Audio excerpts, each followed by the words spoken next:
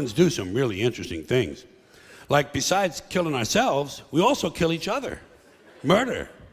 And we're the only ones who do that, by the way. We're the only species on Earth that deliberately kills members of our own species for personal gain. Or pleasure. Sometimes it's just fun. We're also the only species that deliberately kills members of another species for personal gain. Or pleasure. That's what hunters do. They kill for pleasure. That's us. Human beings. Interesting folks. Murderers. Here's an interesting form of murder we come up with. Assassination. You know what's interesting about assassination?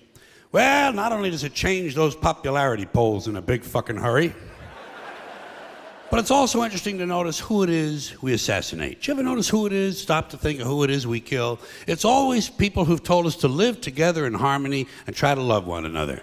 Jesus, Gandhi, Lincoln, John Kennedy, Bobby Kennedy, Martin Luther King, Medgar Evers, Malcolm X, John Lennon. They all said, try to live together peacefully. Bam! Right in the fucking head.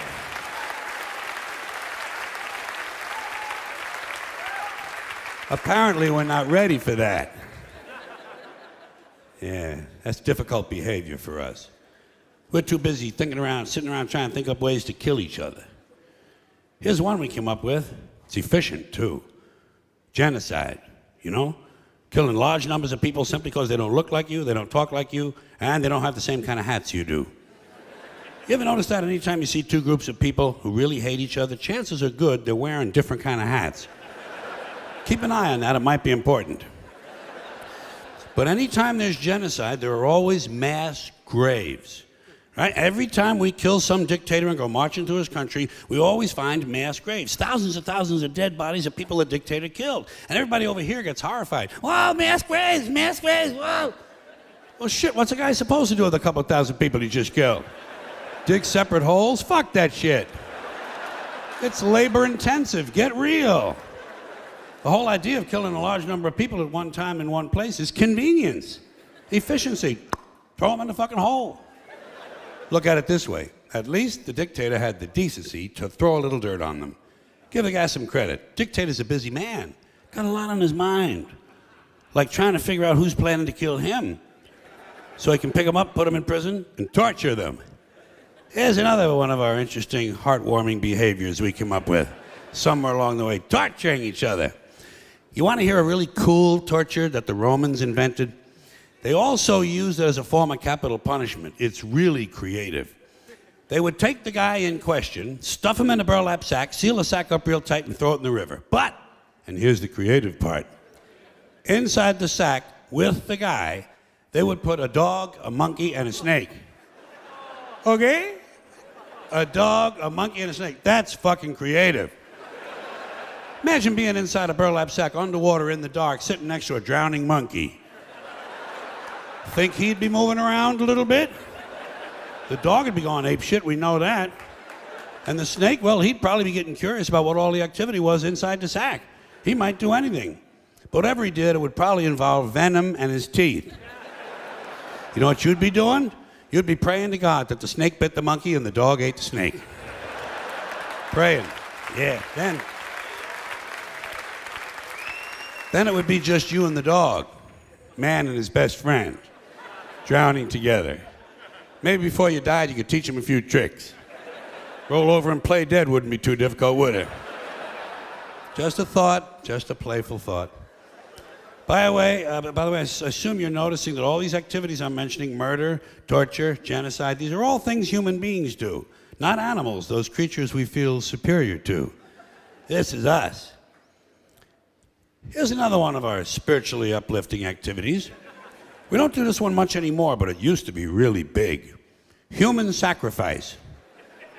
I miss that. The Aztecs loved human sacrifice, and they were good at it. Well, they got a lot of practice. For instance, right around the year 1500, the Aztecs sacrificed 80,000 people in one ceremony. Okay? 80,000 people, one ceremony. You know what the occasion was? They were opening a new temple. Nothing like religion for a little entertainment, huh? Especially that old-time religion. Know how the Aztecs went about their sacrificing? Here's how they did it. They would do it right out in public, right in front of everybody, big town, beautiful city square, 20, 30,000 people looking on. They would take the guy, lay him on an altar, cut his chest open, pull his heart out, and hold it up in the air while it was still beating. Got that? Cut his chest open, pull his heart out, and hold it up in the air while it was still beating. You know what you call that? Theater. That is fucking theater. And although the procedure may have been a little too crude to be considered the first bypass surgery, it could easily be seen as an early form of organ donor program. The Aztecs, human beings, just like us.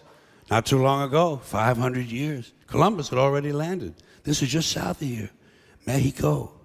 And by the way, those hearts didn't go to waste, did not go to waste.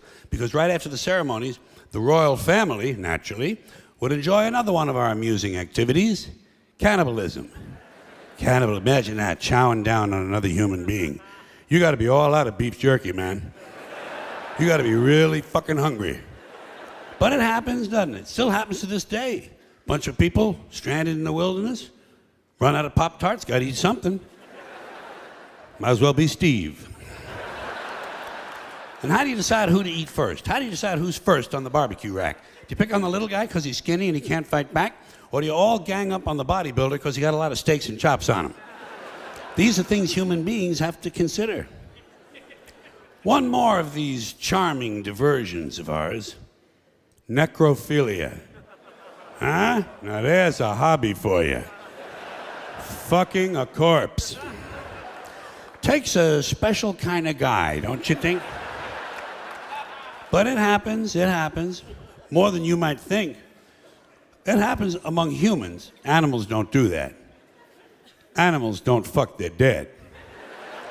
A rat will do a lot of gross things, but he will not fuck a dead rat. It wouldn't even occur to him. Only a human being would think to fuck someone who just died. We gotta be the most interesting critters on the planet.